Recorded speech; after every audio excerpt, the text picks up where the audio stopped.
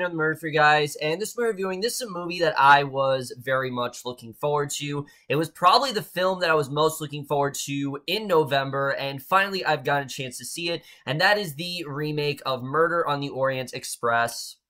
And what Murder on the Orient Express is essentially about is we center on our main character, Hercule Poirot. He is a very famous detective, and, he's very good at solving crimes, but he kind of wants to take a little break. He wants to take a little holiday, so he goes onto the Orient Express, not really looking for trouble, but he quickly does witness a murder, and basically this gets him to, want to find out who could be culpable of it. So, Murder on the Orient Express, I was really excited for this film.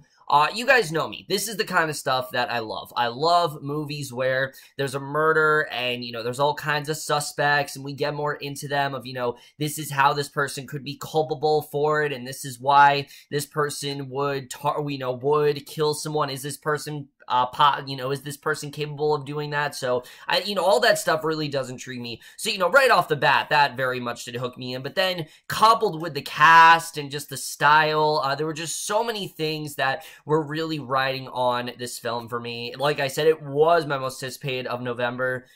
But unfortunately, while there are some things I definitely do admire about this film, Murder on the Orient Express just really doesn't work as a whole. There are a lot of things that definitely are very disappointing about this movie, but we're going to get into all of that, starting off with the cast. And let me just tell you guys right off the bat, there are a lot of problems with this movie. The cast is definitely not one of them.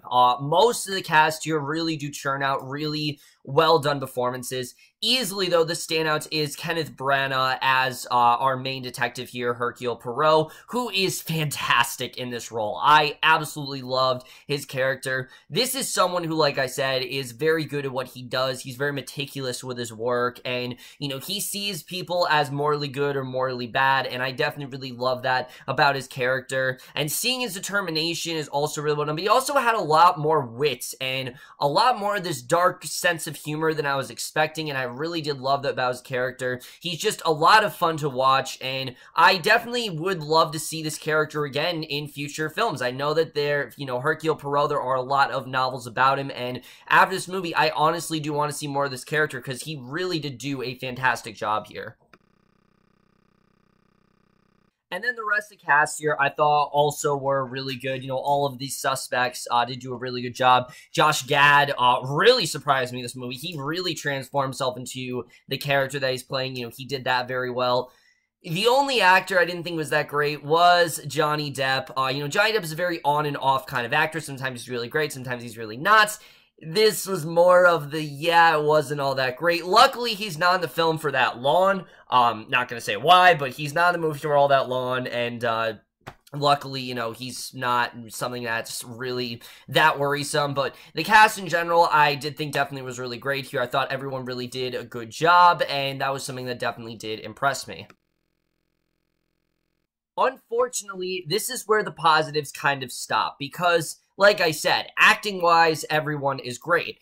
The problem with this movie is the directing and especially the screenplay. But first we get into the directing, because Kenneth Branagh's directing, no, it's not great. It's not. I mean, Kenneth Branagh, I don't think is the greatest director in the world. At least I've only seen two of his films, Cinderella and Thor. Cinderella, I love. Thor is just, not a huge fan of that one.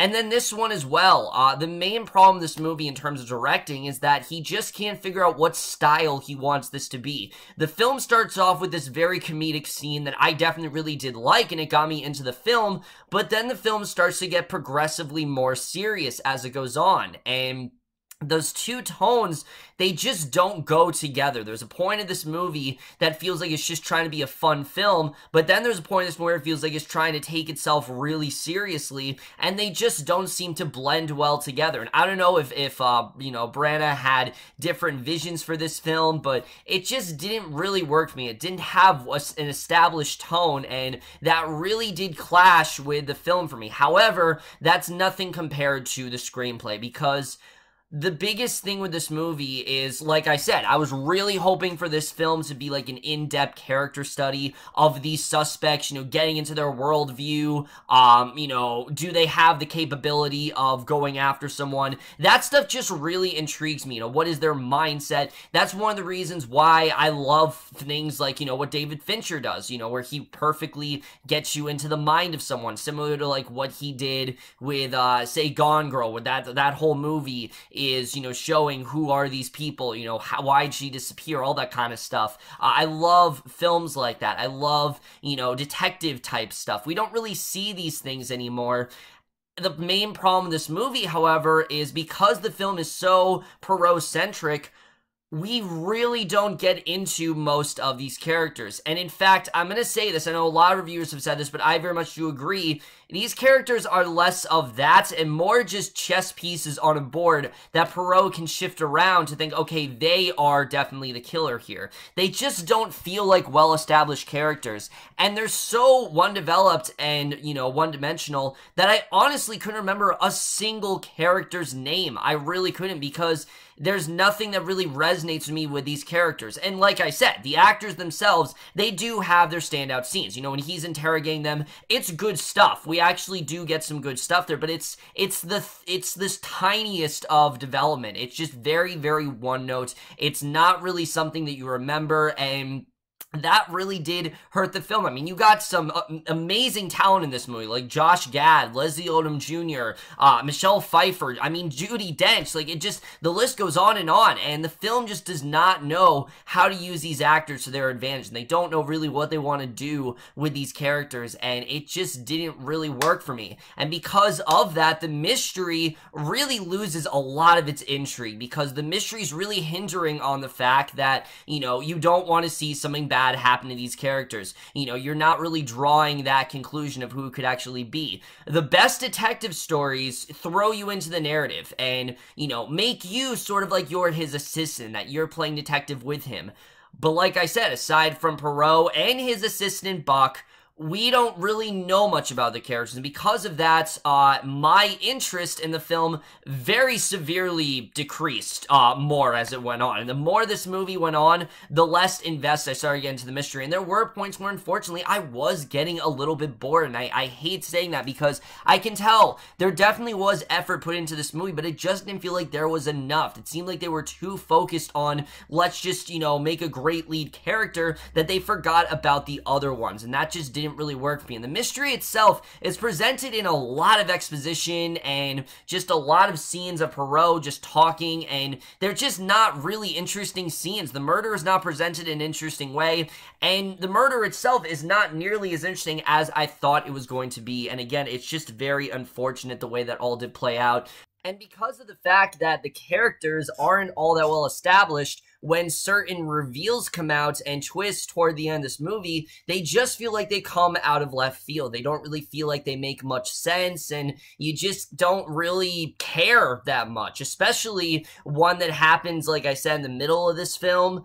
I didn't really feel much of anything, because I didn't really know these characters. I didn't really care about them all that much, and because of that, the film could have thrown anything. I mean, I would have just been like, whatever. I really didn't care as much as the movie wanted me to, and again, it just really is a disappointment in the writing department.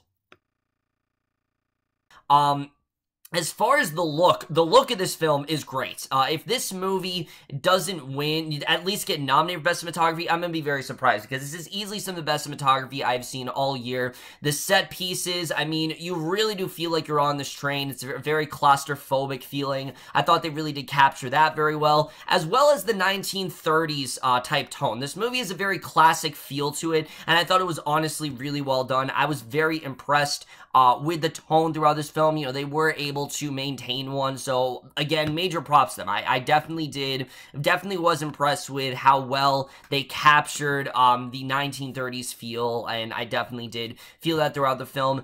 Also, the film does have some brilliant tracking shots, just like you saw in the trailer, that honestly did really impress me. I thought the way the shots were composed were definitely very well done, but again, it's really good shots doesn't necessarily mean great movie, and that's another thing that really does hurt this film, is because of how great the cinematography is. The things that really do stand out, you know, really don't, the things that don't stand out really do outweigh the things that do stand out. That definitely does hurt this film for me.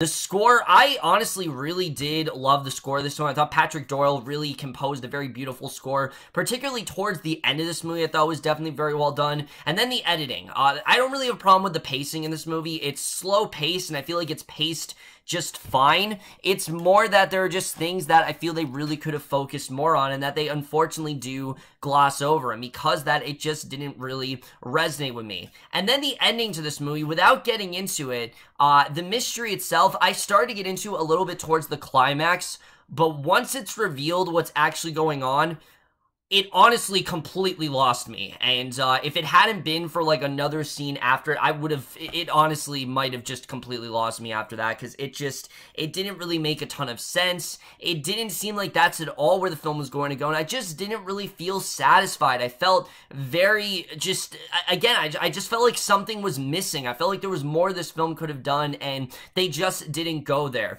Like I said, there are some good ideas in this film. You know, Kenneth Branagh gives a really great performance here. I'd love to see this character, and I really do mean that when I say his character is great. In fact, I recommend you see the movie just to see how good he is as this character, because he is fantastic. The look is great. There are some good scenes here and there. It's just the movie didn't seem to care as much about these characters. You know, there isn't really one of the suspects that I really did get attached to, mainly because they are so thinly written. There just isn't really that much going on with them in this film. Murder on the Orient Express as a whole was extremely disappointing, guys, and I am going to give Murder on the Orient Express a C. Really, like I said, disappointing stuff overall, guys. I really wanted to enjoy this movie, but I just could not for the life of me get invested. Let me know what you guys thought of this movie. If you have seen it, love your thoughts in it. Which film do you prefer if you have seen it? The 1974 one, the 2001, which I heard is awful, but that's it for this video. Hope you enjoyed. See you guys in my next video, and we'll see you guys for that. Okay, bye.